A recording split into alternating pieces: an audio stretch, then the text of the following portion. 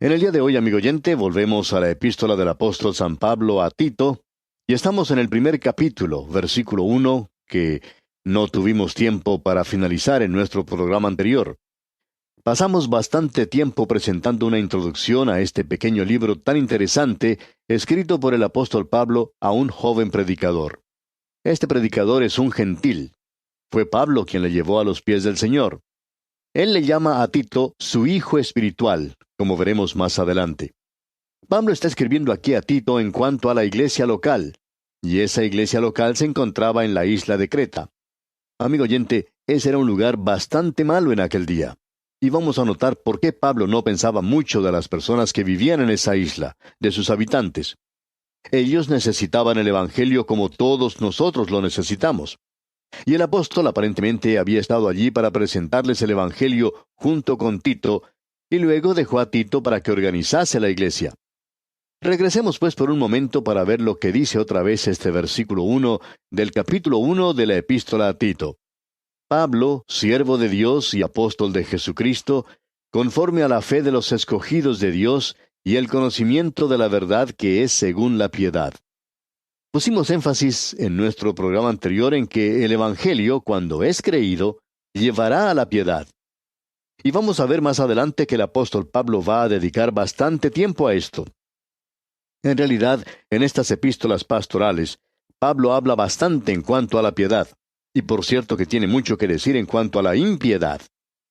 Vamos a ver que cuando la gracia de Dios nos salva, esto lo veremos en el capítulo 2, versículo 12, donde se nos enseña en cuanto a renunciar a la impiedad. Nosotros debemos producir una vida, si hemos sido salvos por la gracia. Ahora, la gente en la isla de Creta estaba abusando de la gracia de Dios. Ellos decían, ya hemos sido salvos por gracia. Tenemos ahora libertad para vivir en el pecado si queremos hacerlo. De paso, digamos que hay personas que piensan de esta manera en el presente también. Y el apóstol Pablo contesta eso en el primer versículo, diciendo que la verdad de Dios tiene que ser creída, y que cuando es creída, la verdad de Dios que es creída guía o lleva a la piedad. Pablo tiene mucho que decir en cuanto a esto. Esta gente se encontraba en la isla de Creta y estaban abusando de la gracia de Dios. Él dice aquí que la gracia nos salva. Y él va a decir, como veremos más adelante, que presenta ciertas disciplinas para nuestras vidas y nos llama a vivir en un nivel mucho más elevado. Uno no puede usar la doctrina de la gracia de Dios como una excusa para pecar. Eso es imposible. Si usted piensa que puede ser salvo y vivir en el pecado, permítanos decirle, amigo oyente, que usted no ha sido salvo por gracia y usted no ha sido salvo. Porque si usted ha sido salvo por la gracia de Dios, eso le lleva a usted a vivir en la piedad. Bueno, sigamos ahora considerando lo que dice el versículo 2 de este capítulo 1 de la epístola a Tito. En la esperanza de la vida eterna, la cual Dios, que no miente, prometió desde antes del principio de los siglos. La idea que se presenta aquí descansa en la esperanza de la vida eterna, y vamos a ver que nosotros tenemos aquí la gracia en 3 diferentes tiempos. Creemos que convendría decir en esta ocasión que enviamos notas y bosquejos sin ninguna obligación para usted. Usted puede solicitar estas notas y bosquejos para acompañarnos en nuestros estudios. Se ha escrito un comentario basado en la epístola a Tito llamado La gracia en 3 tiempos. Se basa en el capítulo 2 de esta epístola a Tito, comenzando con el versículo 11, donde dice, porque la gracia de Dios se ha manifestado para salvación. Eso nos habla del pasado. Luego en el versículo 12 leemos, enseñándonos, lo cual nos habla del presente. Y luego tenemos el futuro, aguardando la esperanza bienaventurada. Bueno, de eso es de lo que Pablo habla aquí, en la esperanza de la vida eterna, descansando en esa esperanza, de la cual Dios, que no miente, prometió desde antes del principio de los siglos. Dios no puede mentir. Usted recuerda que el apóstol Pablo, escribiendo su carta a los romanos, aclaró eso de manera que no quedara ninguna duda. Creemos que a veces nosotros, los creyentes, hacemos de Dios un mentiroso por la forma en que vivimos. Decimos que creemos algo cuando en realidad no lo creemos, y actuamos y nos comportamos como si no lo creyéramos. Y cuando actuamos de esa manera, amigo oyente, estamos haciendo de Dios un mentiroso. Pablo dice aquí que uno puede estar seguro de una cosa, que Dios no puede mentir. Siempre nos ha gustado la idea de predicar algún sermón basándonos en las cosas que Dios no puede hacer. Aún Dios no puede hacer ciertas cosas. Aquí tenemos una de ellas. Dios no puede mentir. ¿Sabía usted que, por ejemplo, usted puede ver algo todos los días que Dios nunca ha visto? Sí, amigo oyente, así es. Usted ha visto a un semejante. Dios, en cambio, nunca ha visto a un semejante. Por lo tanto, Dios no puede tener un semejante y Dios no puede mentir. Alguien nos dice, bueno, ¿por qué no puede mentir? Yo puedo. Bueno, usted puede hacer algo que Dios no puede hacer. Amigo oyente, Dios debe ser verdadero para sí mismo. Él es santo, Él es justo, y esa es su naturaleza. Y hay ciertas cosas que Él no puede hacer debido a esa naturaleza suya. No es porque puede ser una imposibilidad, sino que Dios es verdadero, actúa según su propia naturaleza, y su naturaleza es que Él es justo y Él nunca miente. Él es alguien en quien usted puede confiar. Luego el apóstol Pablo continúa diciendo en este versículo, prometió desde antes del principio de los siglos. Eso nos presenta en sí la idea de que regresa hacia la eternidad. Y también esa idea se menciona en la primera parte del versículo 3, donde dice, y a su debido tiempo, es decir, en el tiempo apropiado, a su propio tiempo. Es por eso que Dios hace que el árbol dé su fruto en la primavera, y lo ha hecho así para que ese fruto no haya salido antes de tiempo cuando aún cae la nieve. Él actúa de una manera muy ordenada en todo lo que hace, amigo oyente. Prosiguiendo con este mismo versículo 3 leemos, y a su debido tiempo manifestó su palabra por medio de la predicación. Permítanos cambiar estas últimas palabras porque se puede expresar lo mismo de diferente manera. Esa palabra predicación proviene de la palabra kiros y significa trompeta. Y una trompeta se utilizaba en aquellos días para hacer una proclamación. Si algún gobernante tenía una proclamación que hacer, salía un hombre con una trompeta para llamar la atención y luego se hacía la proclamación. Y ese es el pensamiento que se expresa aquí. Es una proclamación en el tiempo apropiado. Él ha manifestado su palabra por medio de una proclamación.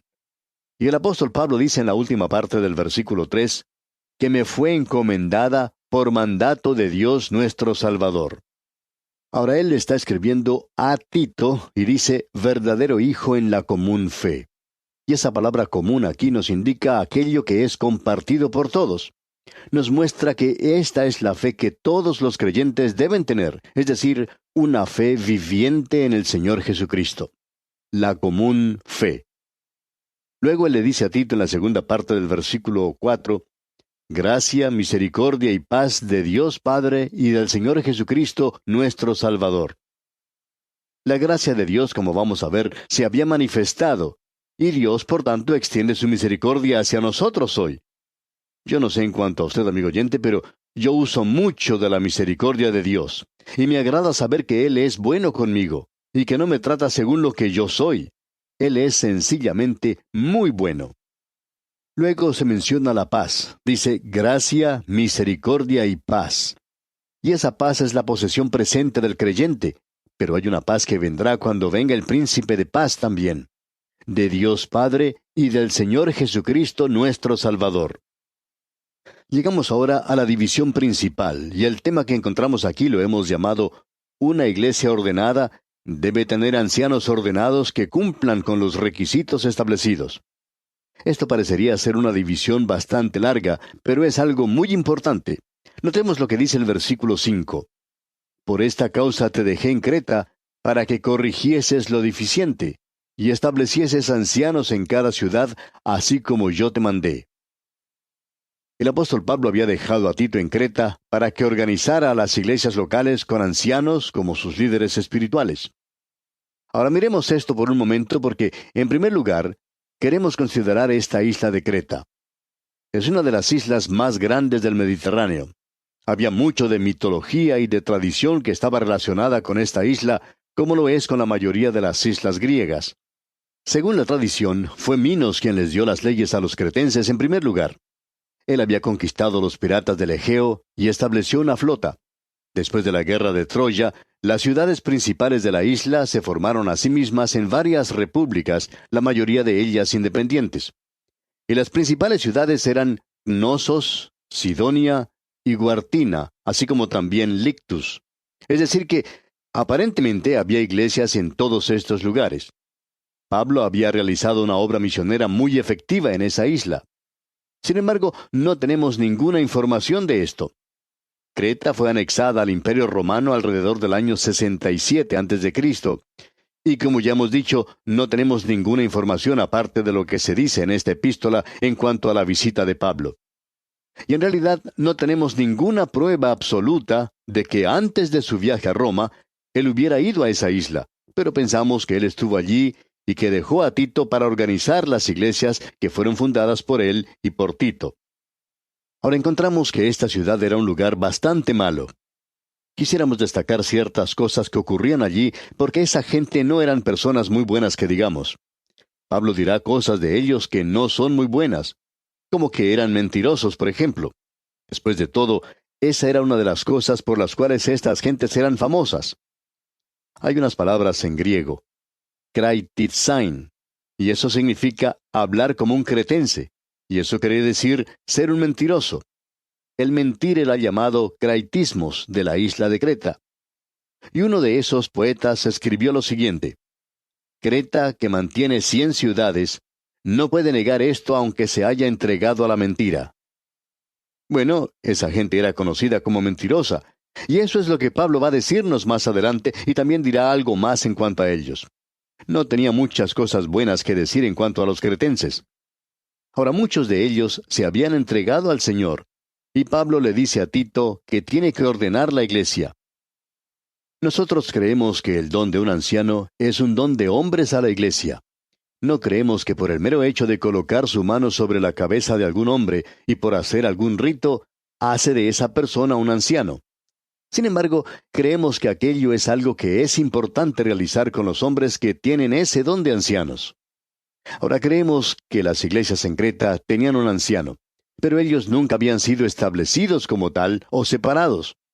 Estos eran hombres que tenían el don de supervisar las iglesias y estaban utilizando ese don sin tener en realidad la autoridad para ello. De modo que Pablo está diciendo aquí al comienzo del versículo 5, para que corrigieses lo deficiente y establecieses. Es decir, que él tenía que nombrar a los ancianos, y ese es el significado de lo que se dice aquí. Ahora estos hombres tienen que ser separados, establecidos en cada ciudad, así como yo te mandé. Es decir, yo te he mandado, Tito, a que tú nombres ancianos en estas ciudades. Ahora estos hombres eran personas con ciertos dones, como podemos ver. Tenían el don de un anciano, y creemos que hoy existe un gran problema en muchas iglesias donde hay ciertos hombres que son nombrados a actuar en la iglesia y que no tienen ningún don para eso.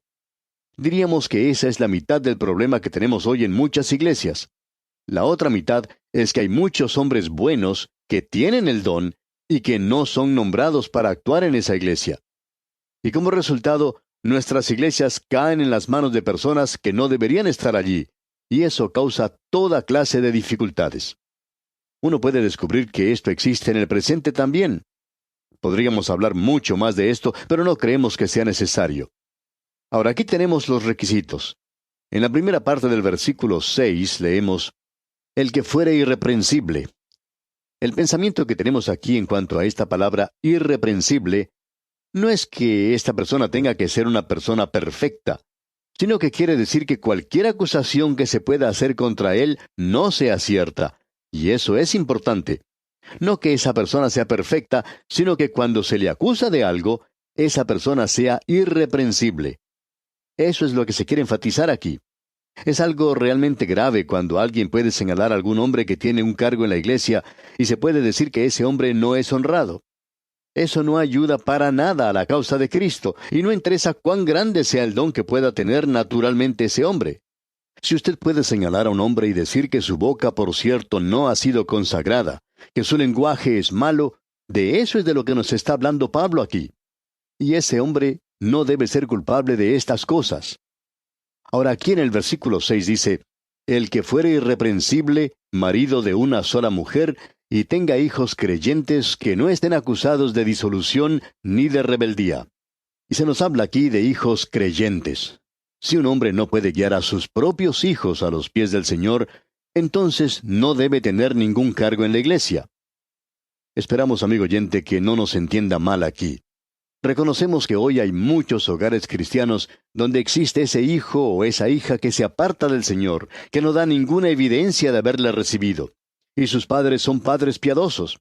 Ahora, lo que Pablo está diciendo aquí es esto, que ese hombre puede ser una persona maravillosa, y que puede tener un hogar maravilloso, un hogar creyente, y que él quizá no sea culpable de alguna cosa que haya causado que este joven o esa joven se haya alejado de Cristo. Lo único es que ese hombre no debe tener ningún cargo en la iglesia, porque le puede tocar actuar en juicio contra alguna otra persona en la iglesia, y entonces puede ser muy fácil para que alguien le señale a él y le diga, bueno, ¿qué nos puede decir en cuanto a su hijo o en cuanto a su hija? ¿Qué derecho tiene usted de estar aquí? De modo que es por la causa de Cristo, amigo oyente, por el beneficio de ese cargo que Pablo habla aquí de esta manera. Tiene que tener hijos creyentes que no estén acusados de disolución ni rebeldía. Es decir, que esos jóvenes no tienen que andar por las calles unidos a algún movimiento de protesta, llevando algún cartelón y todo eso. Si quieren andar por las calles, pueden llevar algún cartel glorificando el nombre del Señor Jesucristo. Y creemos que hay formas mejores de esparcir la palabra de Dios que de esa manera. No podemos comprender por qué hay algunos que no pueden ver que el esparcir la palabra de Dios por medio de la radio puede ser un poquito mejor que llevarlos en un cartel de esa manera. Pero bien, sigamos adelante porque podemos ver cuán práctico es lo que tenemos aquí. En la primera parte del versículo 7 él dice, porque es necesario que el obispo sea irreprensible como administrador de Dios, no soberbio, no iracundo. Es decir, que no debe ser una persona que se enoja con toda facilidad. Algunos de nosotros nos enojamos fácilmente algunas veces, ya que somos sensibles en cuanto a algunas cosas, pero esa persona no tiene que ser así.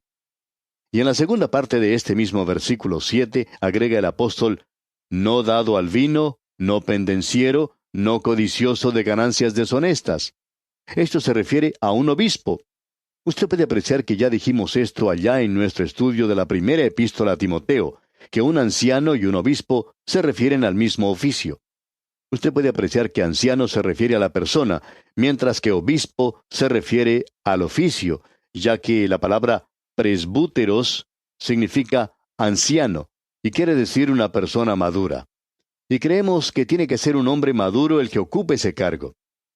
Y luego la palabra obispo aquí tiene raíz en episcopos, lo que significa un sobreveedor, y eso tiene que ver con el cargo. Ahora, esto no es un cargo solo para un hombre, sino para varios en la iglesia. Y creemos que no se refiere al mismo oficio o cargo de presbítero u obispo. Debemos reconocer esto. Creemos que con esto cubrimos bien esta sección en particular, pero aún tendremos algo que decir en cuanto a los requerimientos personales de este hombre. Y eso lo veremos, Dios mediante, en nuestro próximo programa. Será pues, hasta entonces, amigo oyente, que Dios le bendiga, es nuestra ferviente oración.